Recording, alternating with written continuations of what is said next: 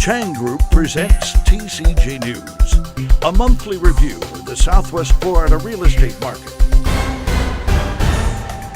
And now your host, Dwayne Sultan.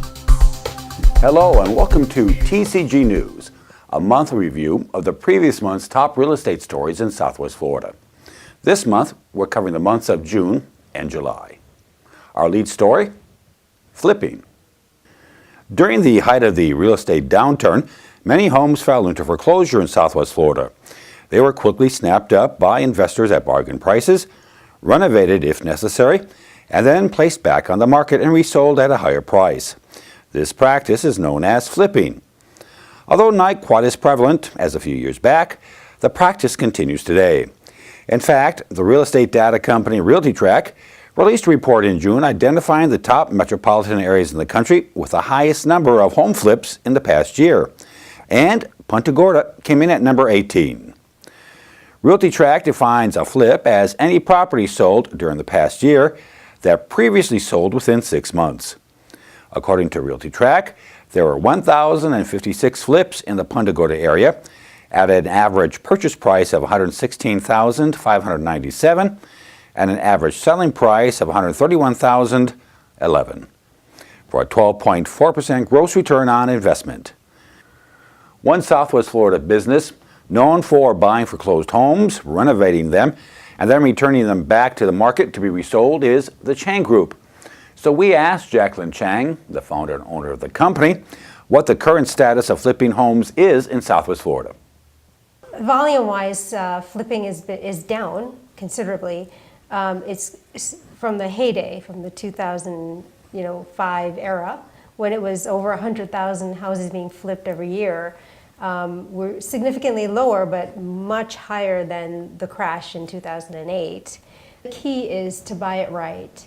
Every market you can buy a property, do some work in it, and turn it over within a year. That's what flipping is. Within a 12-month span, you buy it, you do something to it, and you resell it. And it will always and ever be here. The level of it, it depends on the economy, the building industry, but flipping will always be an avenue of investment. It will always be. And you have to be smart about and be willing to take the risk of breaking even. That was Jacqueline Chang, the founder and owner of the Chang Group. Florida continues to lead the nation when it comes to foreclosures. According to the research firm RealtyTrack, 1 in 74 Florida homes fell into foreclosure during the first 6 months of the year. That's the bad news. The good news is that number was down 22% from a year ago. Forbes magazine named 2 Southwest Florida cities to its list of cities projected to have the best job growth in the nation. Of the 200 cities studied, Naples ranked number 1 with a projected growth rate of 4.1% annually over the next 2 years. Cape Coral ranked number 6 with an estimated job growth of 3.7%. Another report by RealtyTrack indicates Southwest Florida is a great place for landlords to rent to boomers. In the ranking of the top baby boomer markets nationwide, Charlotte County was ranked number 9. Lee County ranked number 17, and Collier County ranked 21st. The study looked at counties with a population of 100,000 or more. For the record, Pasco County, located north of Tampa, came in at number 1. RealtyTrack also came out with its list of the 10 most affordable beachside towns in the country, and 2 Southwest Florida towns made that list. In fact, Naples came in at number 2, and Marco Island came in at number 5. The study was based partially on the beach town's average temperature, percentage of sunny days, crime rate, and median home price. Coastal Living magazine named one Southwest Florida town one of the happiest seaside towns in America. That town is Captiva Island, located off the northern tip of Sanibel Island. According to the magazine, this slender barrier island in the Gulf of Mexico has pale, powdery sands graced with more than 250 types of seashells. In the summer, thousands of loggerhead turtles emerge from their nests and make their way slowly to the water's edge. They might be the only islanders who ever feel the need to leave. BuzzFeed, a social news and entertainment website, also named 2 Southwest Florida cities to its list of the top 11 stunning towns you need to visit. One city was Sanibel. I'm not quoting from the website. For secluded and untouched beauty, visit Sanibel. You won't find many buildings taller than a palm tree, and that's because the city has taken careful measures to preserve the natural beauty of the area.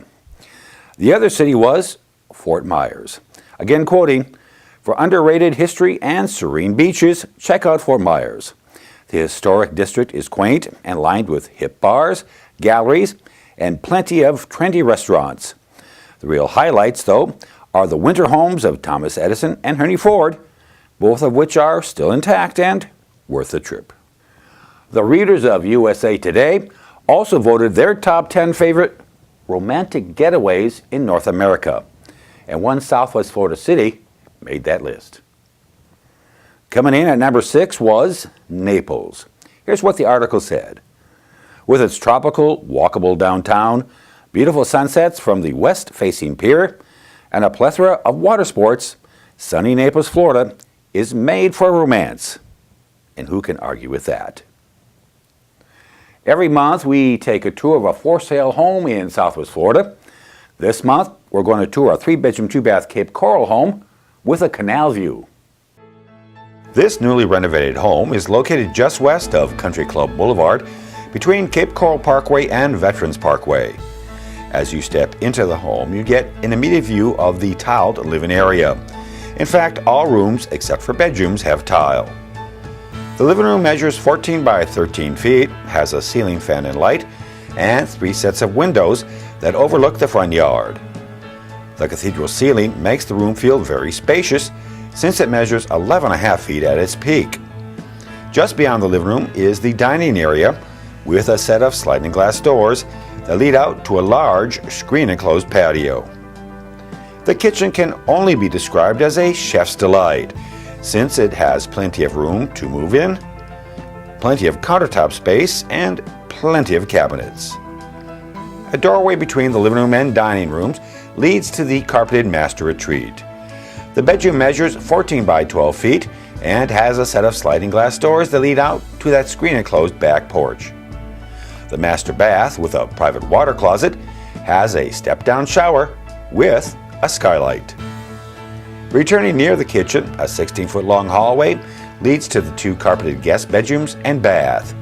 The first bedroom measures 13.5 by 10.5 feet. The second bedroom measures 10 by 11 feet. For our final stop, we're heading to the backyard. Just imagine sitting on a bench near this big shady tree as you watch your neighbors launch their boats for the Caloosahatchee River or the Gulf of Mexico. Behind me this entire newscast has been an image that was taken at Bonita Beach Dog Park in Bonita Springs. Let's take a tour of that park as seen through the eyes of one of our videographers and edited by Kevin Mullen.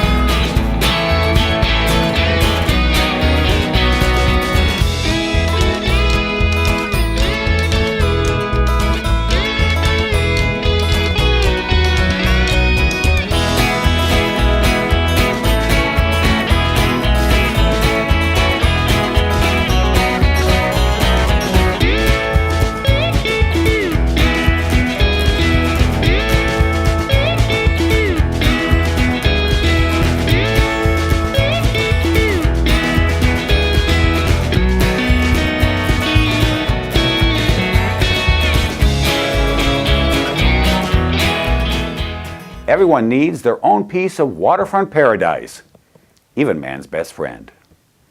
Well, that's our newscast covering the months of June and July. We'll be back in mid-September to review the real estate news that occurred in August. Thanks for watching, and from everyone at the Chan Group and the staff at TCG News, have a great month.